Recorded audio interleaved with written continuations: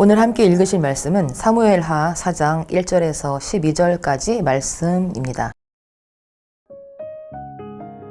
사울의 아들 이스보셋은 아브넬이 헤브론에서 죽었다 함을 듣고 손에 맥이 풀렸고 온 이스라엘이 놀라니라.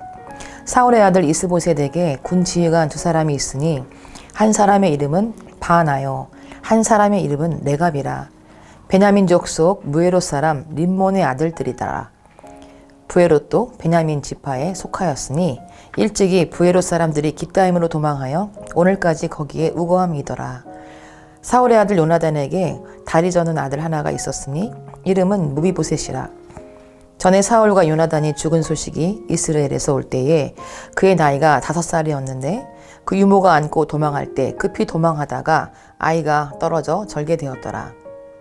부에롯 사람 림몬의 아들 레갑과 바하나가 길을 떠나 볕이 쬐을 때쯤에 이스보셋의 집에 이르니 마침 그가 침상에서 낮잠을 자는지라.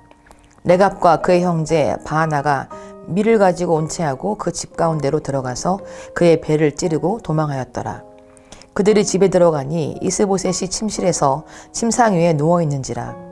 그를 쳐 죽이고 목을 베어 그의 머리를 가지고 밤새도록 아라바 길로 가 헤브론에 이르러 다윗 왕에게 이스보셋의 머리를 들이며 아뢰되 왕의 생명을 해하려 하던 원수 사울의 아들 이스보셋의 머리가 여기 있나이다. 야훼께서 오늘 우리 주 대신 왕의 원수를 사울과 그의 자손에게 갚으셨나이다 하니 다윗이 부에롯 사람 림몬의 아들 레갑과 그의 형제 바하나에게 대답하여 그들에게 이르되 내 생명을 여러 환난 가운데서 건지신 야훼께서 살아계심을 두고 맹세하노니 전에 사람이 내게 알리기를 보라 사울이 죽었다 하며 그가 좋은 소식을 전하는 줄로 생각하였어도 내가 그를 잡아 시글락에서 죽여서 그것을 그 소식을 전한 가품으로 삼았거든. 하물며 악인이 의인을 그의 집 침상 위에서 죽인 것이겠느냐. 그런즉 내가 악인의 피 흘린 죄를 너희에게 갚아서 너희를 이 땅에서 없이 하지 아니하겠느냐 하고 청년들에게 명령하며 곧 그들을 죽이고 수족을 베어 헤브론 목가에 매달고 이스보셋의 머리를 가져다가 헤브론에서 아브넬의 무덤에 매장하였더라. 아멘.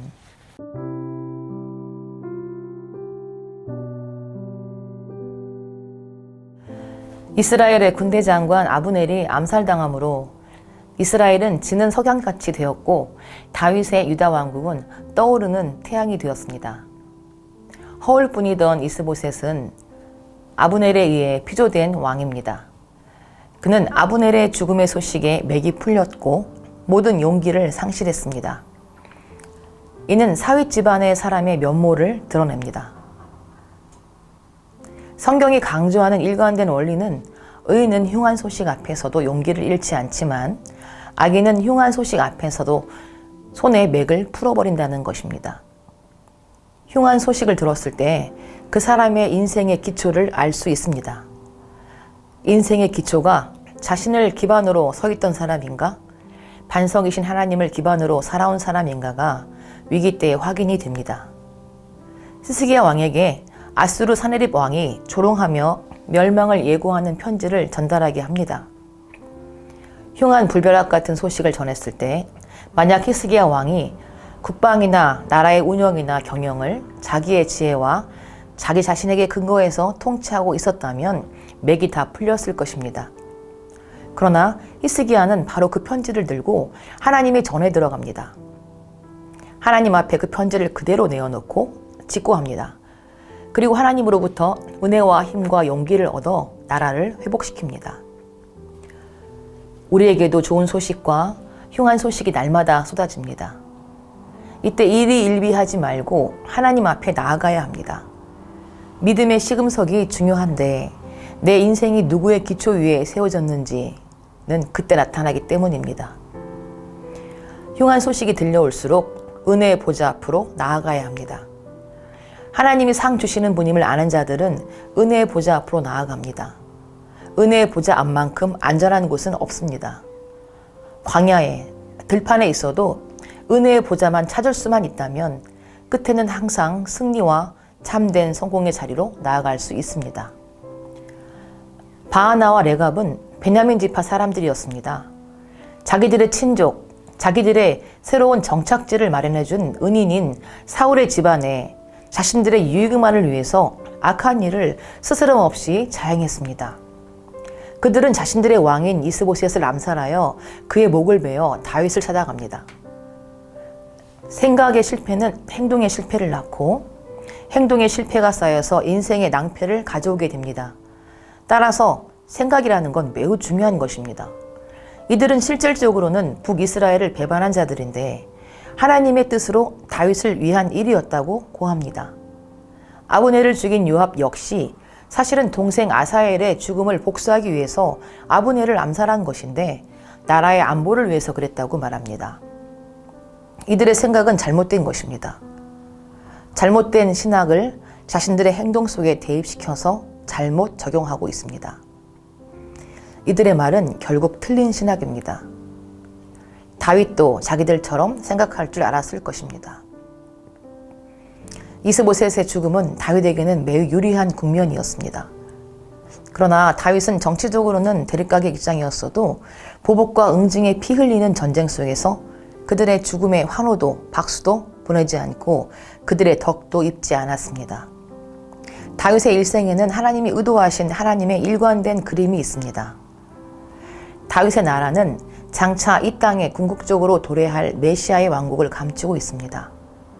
그 나라는 쟁취하고 싸우고 칼로 빼앗는 나라가 아니라 하나님이 주셔야 되는 나라입니다. 이것은 우리가 살아갈 때 인생 전체 속에 지켜야 할 원리로 새겨야 합니다.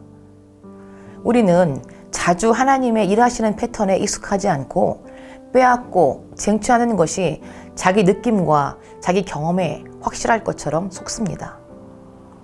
다윗은 그렇지 않았습니다. 다윗의 칼에 피 한 방울 묻히지 않았습니다.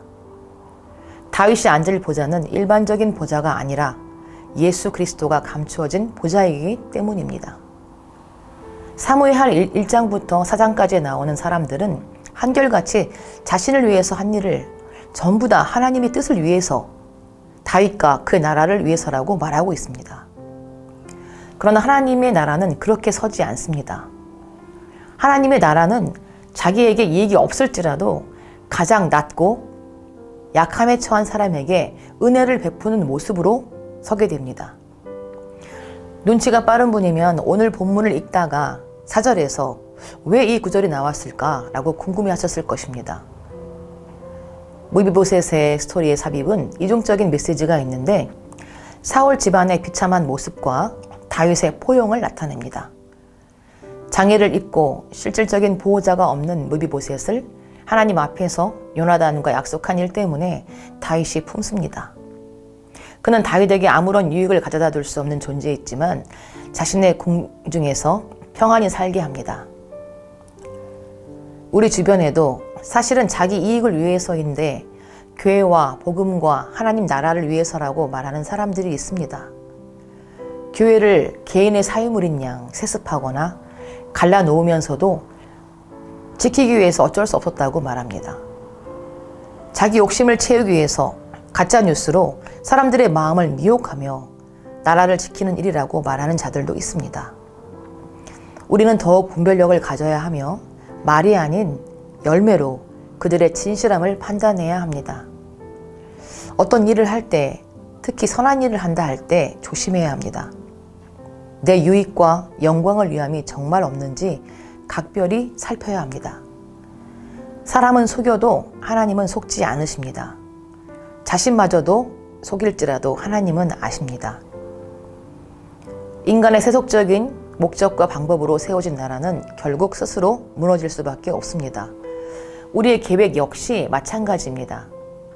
당장은 느린 것처럼 보이더라도 하나님의 뜻대로 이루어져야 결과적으로 훨씬 더 빠르고 올바르게 나아갈 수 있습니다. 하나님이 세우시는 때가 가장 아름다운 때임을 신뢰하며 기다리는 법을 배워야 합니다. 다윗은 선긋기를 잘하는 사람이었습니다. 그는 항상 무죄한 자의 피를 흘리는 것이 죄임을 기억하고 살았고 원수를 자신의 손으로 갚는 것이 아니라 하나님께 맡길 줄 아는 사람이었습니다. 원수 같은 사울과 아브넬이 죽임을 당했을 때 진심으로 슬퍼했습니다. 그러하기에 하나님이 기뻐하시는 이스라엘의 왕이 될 수 있었던 것입니다. 온유함과 따뜻함과 긍휼한 마음이 있어야 하되 넘지 말아야 할 죄에 대해서는 거룩한 선 긋기를 할 줄 알아야 합니다. 정에 이끌려서 선을 넘을 수도 있고 선을 넘는 것이 용서와 사랑과 자비와 은혜라고 착각하기도 합니다. 다윗은 하나님 말씀을 조차 살아가는 사람이었습니다. 그래서 아무리 자기에게 유익이 되고 유리한 상황이 있을지라도 하나님의 뜻이 아니고 하나님이 기뻐하지 않는 것이라면 과감하게 거절할 줄 알았습니다. 동상 각종 나무의 열매는 내가 임의로 먹되 선악을 알게 하는 나무의 열매는 먹지 말라. 내가 먹는 날에는 반드시 죽으리라. 라고 말씀하신 하나님이 그어놓으신 선을 넘지 말고 잘 지키시기를 바랍니다. 사탄에게 미혹을 당해서 그 선을 넘는 분별 없는 자가 되지 말아야 합니다. 마음이 약해져서 그 선을 넘는 우유부단하고 미련한 자가 되지 말고 유익이나 감정을 따라 가는 것이 아니라 하나님 말씀이 그어놓은 선을 거룩히 지키는 신실한 자녀가 다 되시기를 축원드립니다.